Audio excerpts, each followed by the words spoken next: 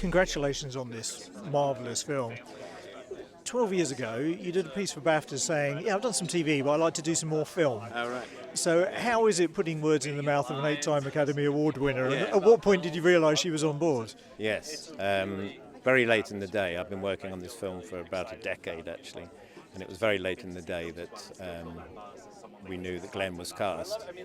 As soon as she was cast, it really made sense. She's, I think, absolutely embodies what that character is about.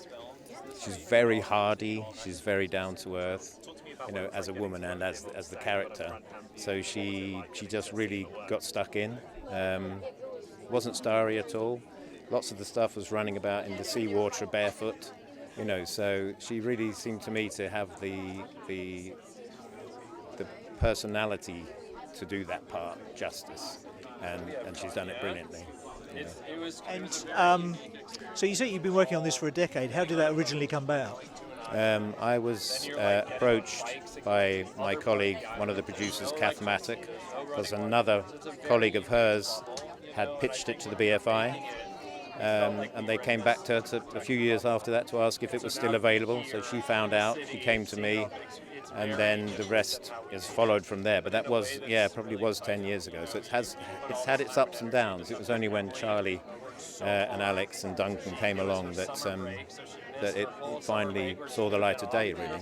Yeah. And what were the particular challenges taking this fairly, it's a very well-known book, and turning it into a screenplay that will work in front of a camera? I think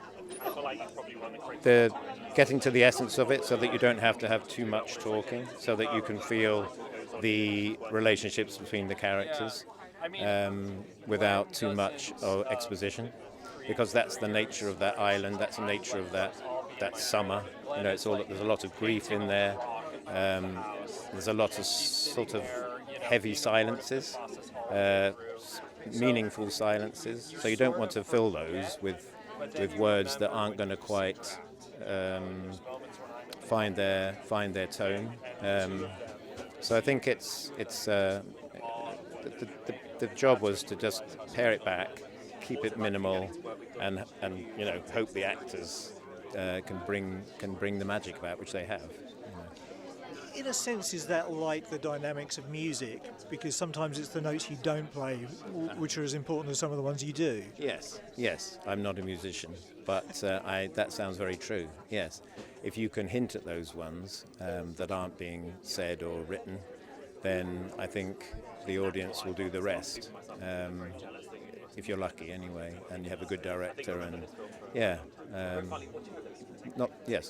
less is more, definitely, in this movie, and I think it's probably in Finnish culture generally. So we've tried to be true to that as well, obviously. So is the film as we see it on screen pretty much as you imagined it a decade ago, or have there been a lot changed? There's probably more there's probably more moments in the script. We wanted to keep it fairly trim, 90 minutes. So there are things that have gone, but yes, I think the tone is very much as we originally envisaged it. Yeah. And have you seen it yet, or is this your first? Kind of penultimate cut without credits, and with a couple of bits of music that weren't in, a couple of winter shots. So I'm waiting to today. Today's the first time I've seen it in its entirety. Excellent. Well, congratulations on the film, and thank you so much for speaking to us. Ladies and gentlemen, you're watching Hey You Guys! Hey, you guys! Hey, you guys! Hey, that's what they all say. Hey, you guys! Hey,